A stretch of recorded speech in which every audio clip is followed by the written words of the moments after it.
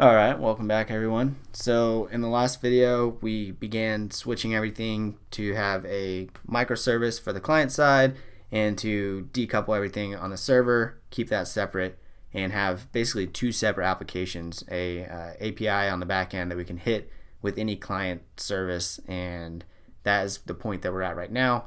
We want to enable something called CORS, that's cross-origin resource sharing. Talk a little bit more about that here in a second. So let's get started.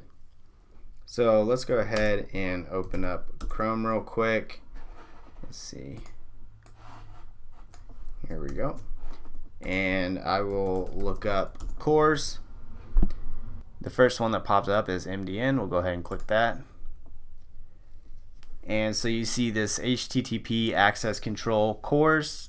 A resource makes a cross-origin HTTP request when it requests a resource from a different domain or port other than the one which the first resource itself serves.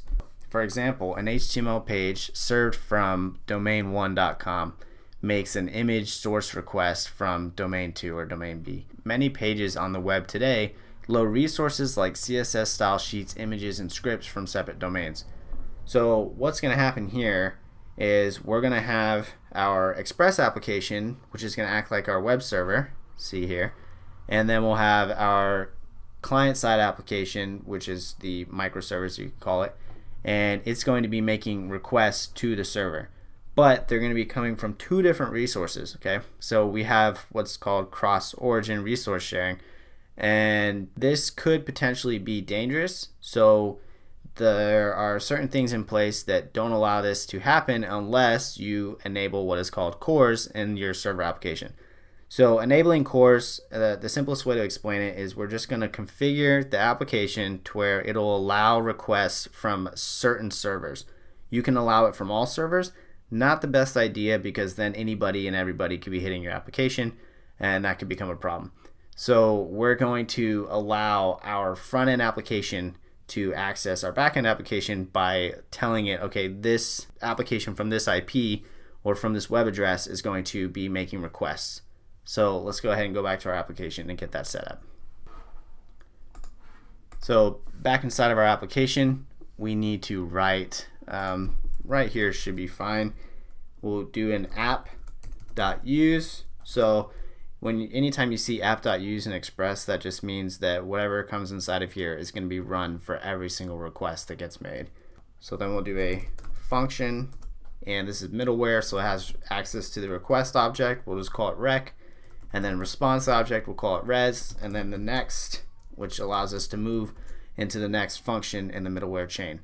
So inside of this callback, we're going to use the res object to access the header property, and then we will do an access dash control dash allow dash origin, and notice that the first letter of each one of these is capitalized. So that's the end of that string. And then we have another argument. We're going to be serving our client-side application from localhost 8000, not 3000. So we'll do http ://localhost 8000. And this is the same place that you're going to come back to later whenever you have your website hosted, and you're going to replace localhost 8000 with the web address for your client-side application. So I'll go to the end here, put a semicolon there, and on to the next line. Now we're doing res header, and we'll say access control allow, and this time it's headers, and then we'll do origin comma x requested with comma content type accept. On to the next line. Go ahead and close this down so we can see what we're working with here. Res.header, and we'll do access control allow, and now we're going to determine which methods. So methods, and then close quotation onto the second argument, and we're going to allow get requests comma post requests comma put requests and delete requests. So that covers all of our bases for full CRUD.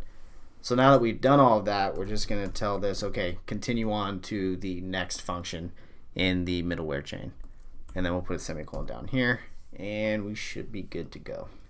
Okay, so just to recap, this right here is basically for every single request that gets made, we're just telling our application that we're going to allow a get, post, put, or delete request to be made from this specific domain, which in this case is just our local host and then port 8000. Okay, so we'll go ahead and save this. And now we need to shift gears and begin working on the client side. So before we move forward, I'm going to go ahead and just make my text a little bit bigger. And now let's go ahead and truncate the server here and move into source. This is inside of client, so client, source, and AJAX.javascript. Okay, so now that we are not allowing the server to deal with the initial load of the index file, we need to do that with our client-side JavaScript. So I'm going to copy from the tutorial a segment of code. It's a lot of code. I'm not going to write it all. We're just going to walk through it step by step. So right above here at the top, I'm going to paste in this right here. So let me show you in the tutorial. When you get to this step, it'll tell you, okay, right above your create to do item AJAX script, then add in the following. So you're just going to copy all of this and paste it in as I have done here. We can go ahead and move that back. Okay, so here we're saying $.get localhost 3000 / to-dos. So we're sending a get request to /to-dos, and then we're returning all the to-dos. At which point we're going to iterate over the to-dos that get returned from the server, and for each to-do we're going to select the to-do list, which if you remember, we'll go back to our HTML here, scroll down, the to-do list should be right in front of me, right here, is the unordered list, and so we're going to append these list items to it. So back inside of our JavaScript, we're appending, and this is basically all of the markup that we removed from that index.ejs file whenever we refactored it to index.html. So now we're manually appending each one of these list items with information from the server, so that will populate the to-do list when we first load our index of our website. So this should all be familiar. This is just HTML markup. We're putting it inside of the .append method for to-do list, and we're using the backticks with this new template literal syntax that we've talked about, and that allows us to insert this data from this data object right here into the HTML.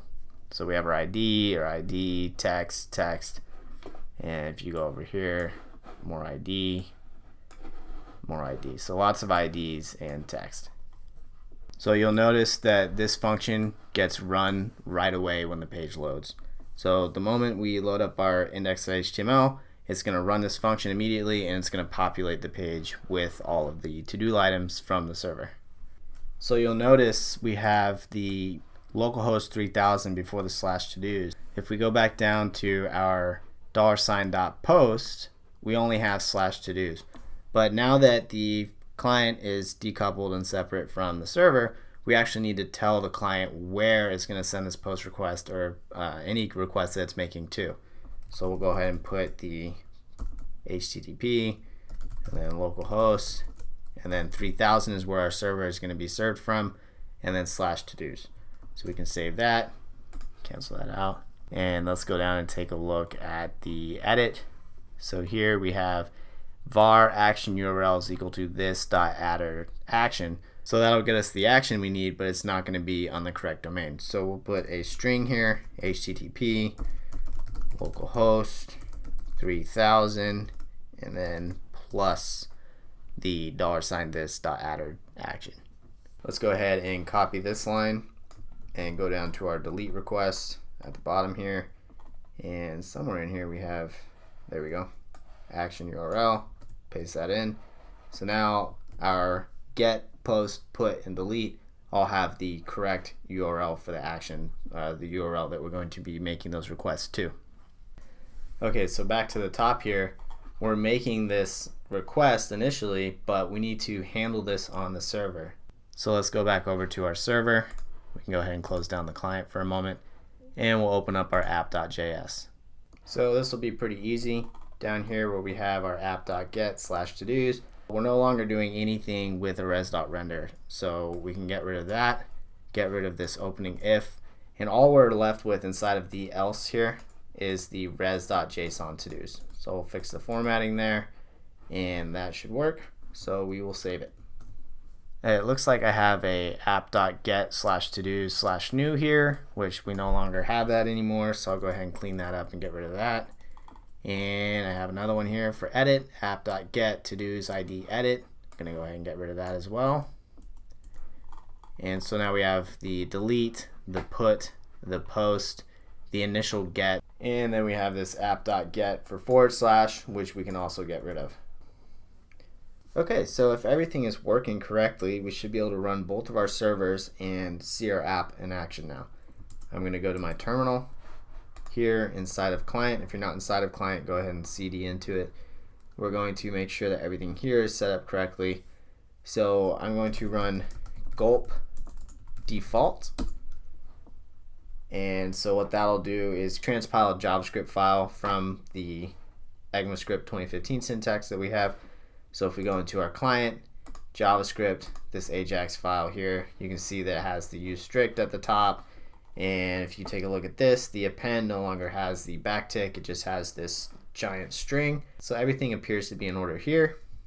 I'll go back to my terminal. And just so you know, while you're working, you can run Gulp watch from your client. And while that's running, you can go in here to your source AJAX file. And if you change something here, console.log hello world, save, you can see that it ran one time here. And if we go back over to the JavaScript ajax.js, you can see this hello world has been included in that file as well. So I'll go back here and remove that, save it, and if we go back here, it got ran again. Go back here, and now it's gone. Great. Okay, so Gulp is working. Everything should be in order for our client side stuff. So before we get that server running, let's go ahead and take a look at our back end. So I'll open up a new terminal.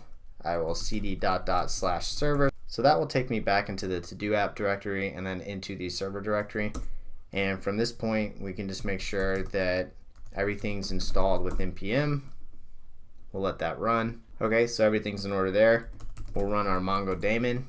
We'll open up a new tab. We'll run no daemon. If you don't have no daemon installed, you can install it with npm -g no daemon, or you can just use your node app.js as you normally would. So I'll go ahead and run no daemon. That'll get my server running. And then back over here in my client, I'm going to Control C to shut down my Gulp. And we will run a simple HTTP server here. So I'll run python-m simple HTTP server, and I'll have to allow it on my machine. You may or may not see that. If you're on PC and you're having difficulty with this, there's a link in the instructions that you can follow, but if you're continuing to have difficulty with it, then ask a question in the Q&A and I'll help you get it sorted out. So now we have our client side application running on port 8000, and we have our server side running on port 3000. So now I'm going to open up a new browser window here. Wow, that's a really nice picture of Bolivia. Okay, anyway, I'm going to navigate to localhost, not 3000, but 8000. And here are the 3 to-do items that were in the database. They were loaded initially on page load and appended to the DOM using that ajax.javascript file. And if everything's working as it should be, we can create a new one here. Walk the dog, of course, create item, and that loads up perfectly. We'll test out the edit feature, and we'll change that to walk the giraffe, update the item, and can we delete it? Are you sure? You can cancel it and won't delete it, or you can delete it. Okay, no problem. And we can go back, we can edit some of the pre-existing ones. So get some more sleep, update the item. All right, cool. Everything looks like it's working perfectly.